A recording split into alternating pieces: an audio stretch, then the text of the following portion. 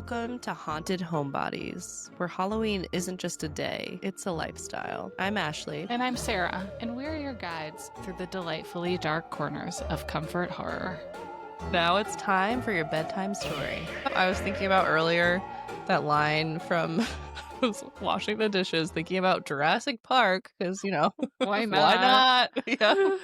And I was thinking of that line that they say that's really iconic, life finds a way. And Yeah. I was thinking for us, our motto could be life gets in the way. Because I was like thinking of all these things I wanted to do and like talk about things I want to do for the podcast. I feel like every single time we're like, you know what? We're ahead of the game. We've got this. And then life gets in the way, Not always in a bad way, but often.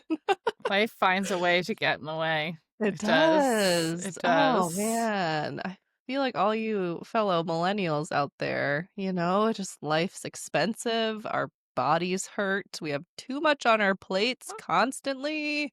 The job market is whack. They're not paying us anymore, but then they're like, here's a $500,000 shack that you can live in. And that's without all the existential crises about the direction the whole world is headed in.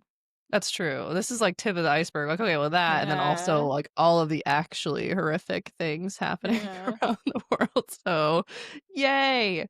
Let's podcast. We're gonna have fun in this movies. podcast. You know what? This episode might be a good reminder that as terrible as everything is today, there were some dark times in the past. Yeah, it was a tough time to live. Yeah. Is this gonna be gross? It's gonna be kind of gross. It's gonna be a little gross. It's gonna be, definitely a little gross. Well, today, listeners, we are talking about the New England vampire panic, which I didn't know was a thing before. Me neither. Now. No, never had heard of it, but also the second that I read that it was a thing, I was like, oh yeah, I'm sure. That makes total sense. But I have a vague idea of what it was, but I'm excited for you to share more. Yeah, I really just kept confusing it in my head with witch stuff and was like, no, we're talking vampires here. And it is very like distinctly different from like the witch trials or anything like this, or the werewolf trials of 18th century Estonia, 17th century, whatever that was. Because this wasn't a lot of like accusations. This was a trying to explain some bad stuff that was going on around the time. So to just kick us off with a little background, the panic occurred primarily from the 1780s through the 1890s across rural New England, which is a place that in present tense we know quite a bit about, rural New England. With kind of like the overall story, there's these documented cases that you can read about of families like exhuming their deceased relatives, like digging them up from the ground, who were suspected of being vampires that were draining the life from the living. It's so wild. Can you imagine? Can you imagine just these were probably still like the Puritans, right? The Puritans were just that feels doing right. their thing around New England, and they're such do-gooding little gremlins. I know. We've gotta dig up our dead relatives. I mean, it's kind of funny as a story if you pretend it's not real, but as a real thing, that's actually really sad. Oh my gosh, these poor people to just be that desperate. Like that's a level of desperation that I cannot imagine and hope that I never come to understand. That is a really good point. I was also really shocked about how long a period of time this took place over, where like there wasn't scientific advancement to understand what was going on, which I will tell you about in a second, or like there wasn't like a new fad or like new idea of how to deal with it. Like that's 100 years of digging up dead bodies because they thought that the dead bodies were draining life from other people. Yeah. Okay. So I'm so curious. So why? That's so weird. Why did they think that life was being drained by dead bodies? this all coincided with the time of tuberculosis outbreaks, which was known as consumption back then, that killed approximately 25% of the population of New England in the Wow. 1800s. Isn't that wild? 25%. Yes, it's like super contagious, which is accounts for those numbers, but also why kind of like how this whole idea of vampires came about is because the disease would strike like multiple family members like right in a row, which made it seem like something supernatural had like entered the Mm, house or was near them or was after them, but it's but it's just droplets. It's just just how contagious droplets shit of works. it's still something that like I hear about tuberculosis working in healthcare. It's something that you have to be like before every job, pretty much. I have to be tested for tuberculosis to make sure I have it. And if you are treating a patient, it's like a lot of precautions because it is so contagious. Like they have to be in a very specific type of room with a specific type of ventilation. You have to wear a specific amount of gear. Like it's thankfully rare, but it's out there still and That's crazy scary. and Yeah. terrifying. Yeah, very Yeah. scary. So basically what happened, families were getting picked off, like family after family, like one member of the family got it and boom, boom, boom through the house. So what happened is that communities started to believe that some of the corpses that they had buried that died of consumption remained undead in their graves and were like feeding on the family members. So we talk about vampires and everybody thinks like fangs biting in the neck. Yeah. This was like a much more ethereal idea of a vampire, which actually we are telling a serious story about a lot of people dying. But let me talk about one of my favorite ever TV shows, which is What We Do in the Shadows, which has an energy vampire on Oh, it. yeah. I mean, we all know an energy vampire, We do. That or is at why least he's one. my favorite character on the show because he Yeah. is like so relatable. He like goes and sucks people's energy out under like fluorescent lighting or like the best scene, the absolute best scene is he calls an Uber and instead of being like a normal human being, well, not a human being, but instead of being a normal person who goes and sits in the back seat and like maybe makes polite conversation, he gets in the front seat with the Uber Oh my driver. gosh.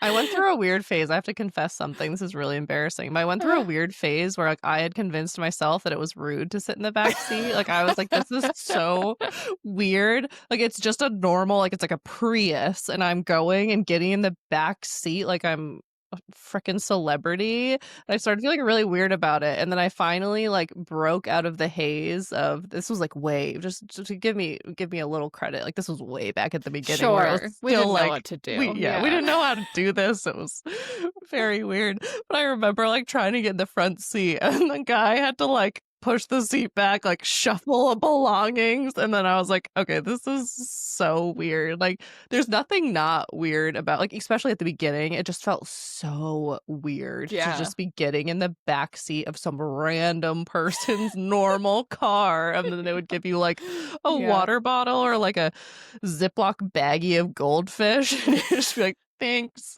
I was living in San Francisco at this time, but yeah, I would never in a million years do that again. Ugh, but yeah, I did it. This does remind me, I got in an Uber last week, also in San Francisco, and in the front seat, there was a teeny tiny little Chihuahua dog. Okay, It yeah, was bring your even dog to smaller work than day. Cinnamon. Yeah, it was Oh, cute. Cinnamon's teeny tiny. She's 10 pounds, and now that I have a 30-pound baby, I'll pick Cinnamon up and be like, "Whoa!" She's so light. She's smaller than Um, both of my cats. yes, teeny Uh, tiny. all right, anyway, Oh, yeah. the death and graves and stuff. Okay, so Oh, they yeah. thought these dead bodies, well, undead people were like sucking the life out of people, but again, like in this like supernatural way, not in this like bite them with fangs and drink their blood type of way.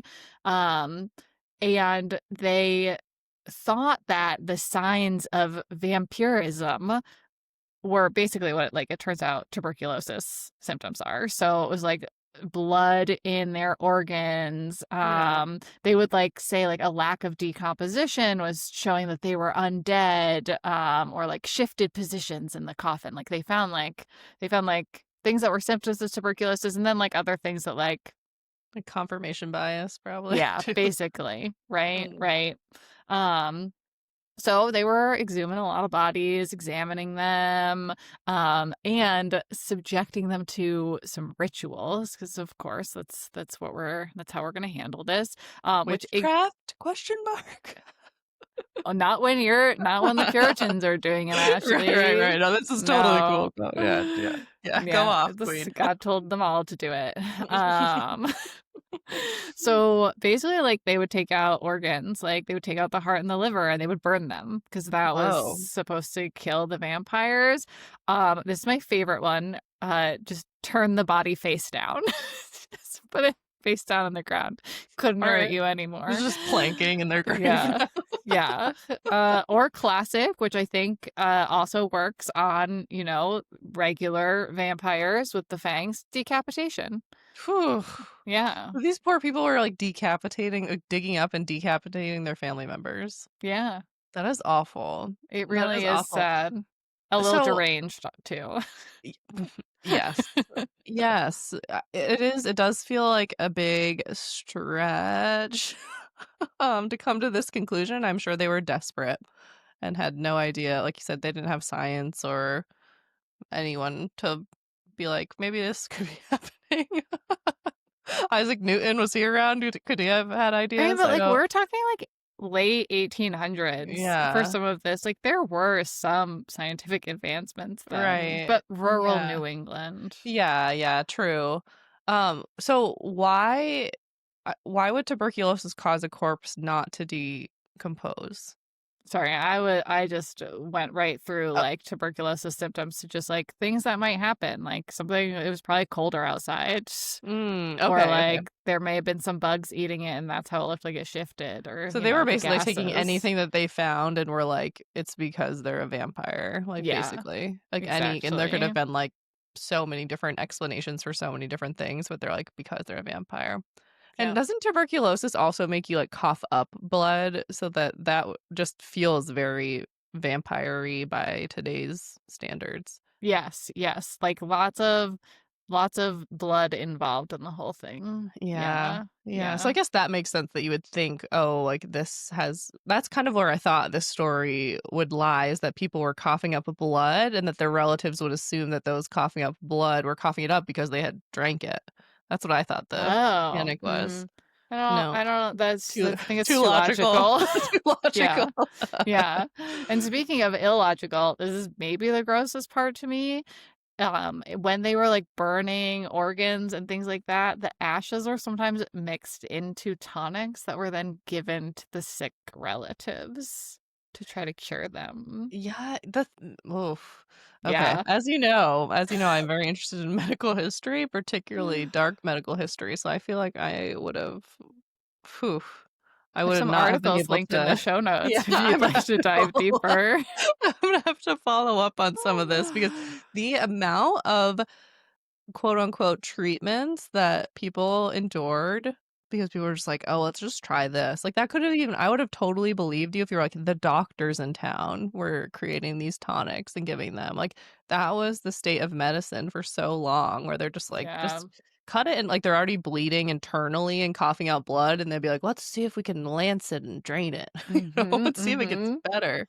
So bad. I People just didn't know. have a chance. Like there was no hope other than like a lot of times medicine would just make your body like weaker and more vulnerable because they would be injuring you or putting in like Right. toxic difficult to digest substances. So just And it taking was your just like chances and slowing guys them who thought down. they knew what was going on and how to Mm, fix it. That was it. yeah, they're like, this is the way, this is the way, and Yeah. everyone's They like, obviously okay. weren't like actually looking at the results, which is Oh, and funny. now all the people who are like, modern medicine is bad and vaccines are bad. And then you're like, this is what it would be like. Like, this is what it was like. We're gonna have another vampire panic. Florida, Oh, I'm talking to you.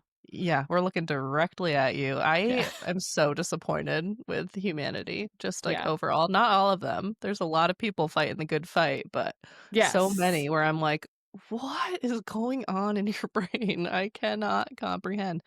Anywho, vampire panic. Coming back uh, 2025.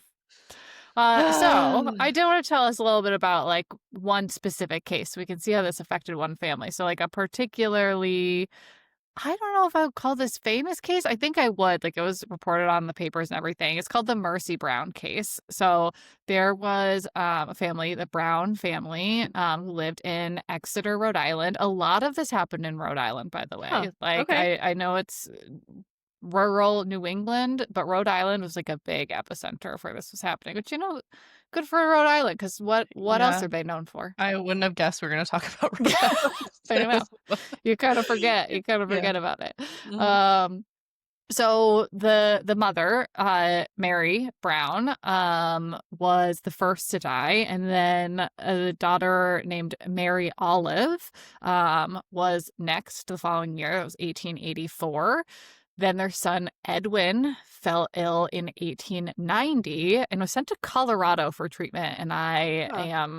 am, I will tell you what happened to him, but that seems like a long journey to make when you have tuberculosis. Yeah. Yeah, that was a long way to go. And how were they traveling back then? Did we have like I am not It's a good question. right? Like, did we have trains? I have no idea. Was this like the Oregon 1890? Trail?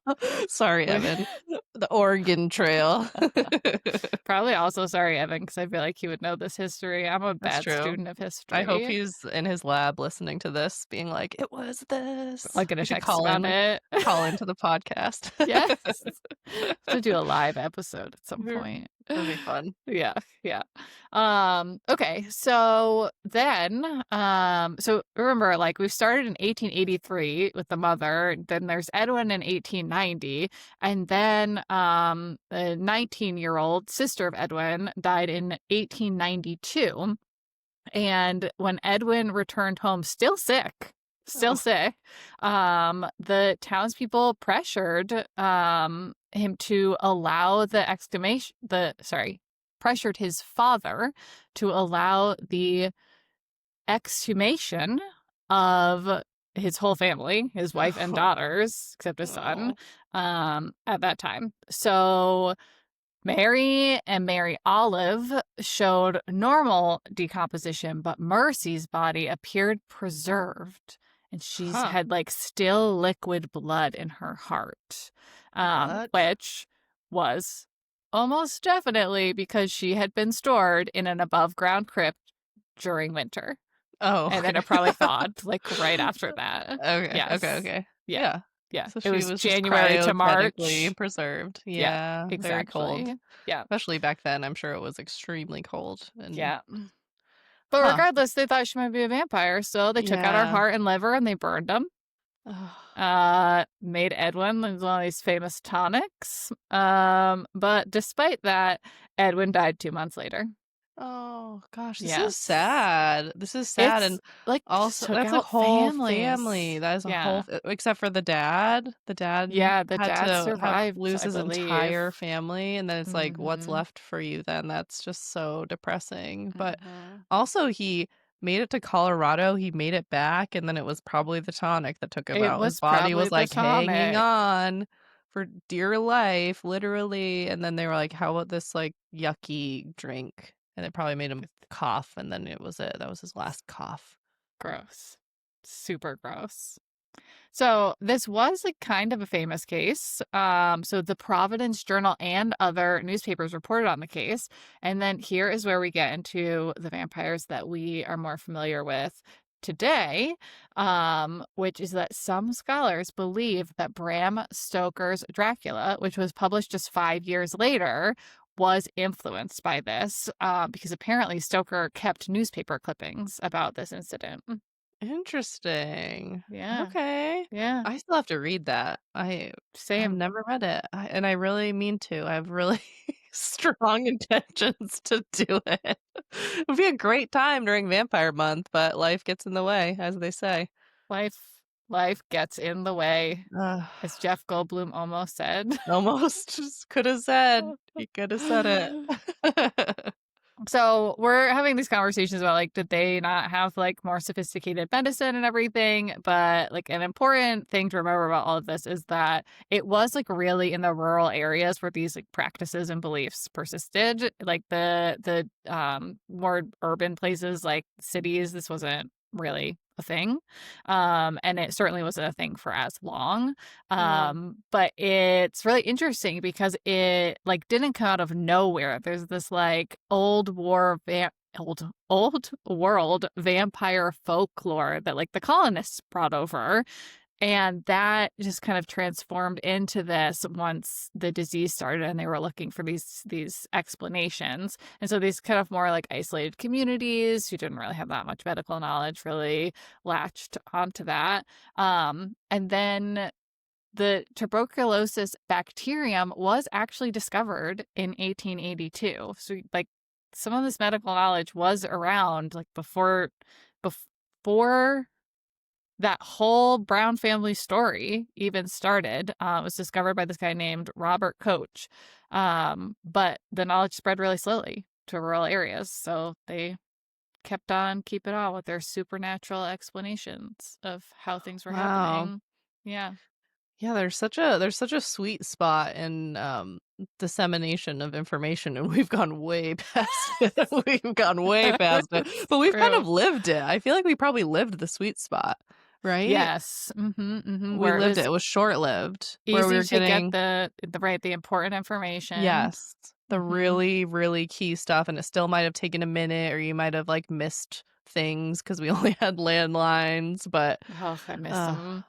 I know. I don't Can really miss like having to make phone calls. I don't miss having to call your your house to be like, "Hi, Mr. Kaimig, is Sarah there?"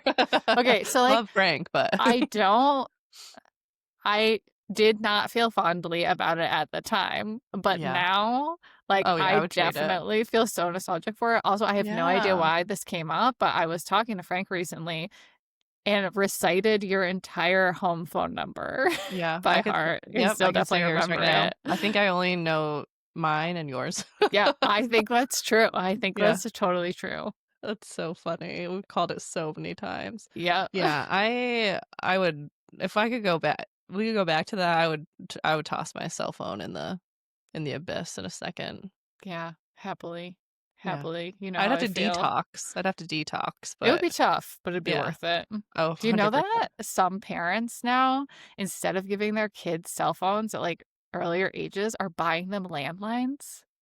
Really? I'm like into this idea. There's a lot of like going back to analog kind of stuff too. I've heard of like parents buying like I have plans for when Jed wants a TV or something in his room, I'm gonna get him like a VHS player. Like he's not gonna be streaming. Like I'm gonna fight it. I'm gonna fight it Yes. as long I as I like can. it. Yes. Yeah. Yeah. Just to be like you can and they're like probably won't be into it, but like more kids are buying like digital cameras. Like I feel like there is this like, oh, we want the technology, and then we see the price that we pay for the technology, Yes. and then we're like, maybe it's not worth it. I read something, this is going totally off the rails, but no, I read something that's cute. It was a reel. And it was some, comedy person, millennial comedy skits thing, and she was talking about like how we would go to the club and we'd come back and we'd be like disgusting, just drenched in sweat, mascara everywhere, like hobbit feet from like taking off our heels and walking around. And then apparently I mean we don't go to the clubs today, like they go and like they just like hang out and they don't like often don't even dance like we were so horribly like embarrassing, but like no one was Yeah. recording us. Like we were just living our Right. life. And now it's Oh like everyone is God. constantly worried about like, well, Mhm. I don't want to like we would not have wanted to see any of that footage. Like, No. No, but it no, was thank so you. freeing, It was Yes. like such a freeing way like to live, to just not be like constantly under surveillance. It's just ugh. It was We're a really better down time. on the world. No, you came for a story about vampires, uh, and you ended up with two bitter millennials. Honestly, I mean, that's half our brand, so here we go. Yeah. All right. Well, I have only one last piece of information about the New England Vampire Panic. That is my absolute favorite. Weird thing to have a favorite piece of. I recognize that. But there's so much of this where, like, you hear the stories, or like we've got, like, we do have some newspaper clippings to corroborate some of this. But I think what is so cool is that modern archaeological excavations have actually found evidence of these practices. So they've found, like, corpses with their rib cages broken and decapitated skulls, like all things that match these rituals. And I just thought that was fascinating. That is. It's easy to hear some of these stories and like detach yourself from the reality that this is really wild that this happened. I can't believe it. And I feel like I don't have like the answers because there aren't any. Yeah. It Yeah. wasn't because I'm looking for logic in a place where like they were not relying on logic to No. cope with what was going on, but the same time, it's hard to not put yourself in their shoes and been like, would I have been better equipped to make other decisions? Right. I don't know. Hopefully, hopefully We I can wouldn't be. only hope, and Ugh. hope we don't have to find out. Yeah, man. Well, this is like Estonia. They're like, hey, we're all werewolves and we're proud of it. And then New England, we're like, we're sad. So let's like cut up our relatives and see if they're At eating least us they weren't supernaturally. killing people. That's The true. people were already dead. It's just Yeah. weird stuff with dead bodies. Yeah, that's true. That's true. Yeah. That was completely not what I thought it would be, but it was still interesting. So New thanks for England sharing. Vampire Panic. There you Yes, go. yes. Well, Ashley, what are we talking about next week? Gosh, next week, what are we talking about? Are we talking about Twilight? We're talking about Twilight. Oh my gosh, this is in the way of my document here. Okay, we are talking about Twilight. That's it. We're headed to Forks, Washington, discussing Twilight. We had big plans for this to like watch it together and do a whole thing again, and life gets in the way. Life gets in the way. I've said it once, said it 1,000 times in this one episode, but Anyway, we'll see you there. It's still gonna be fun. See you in Forks, Washington. Bye. Bye. Thanks for listening to another episode of Haunted Homebodies. Make sure you like and subscribe wherever you listen to podcasts. And remember, when in doubt, just stay home.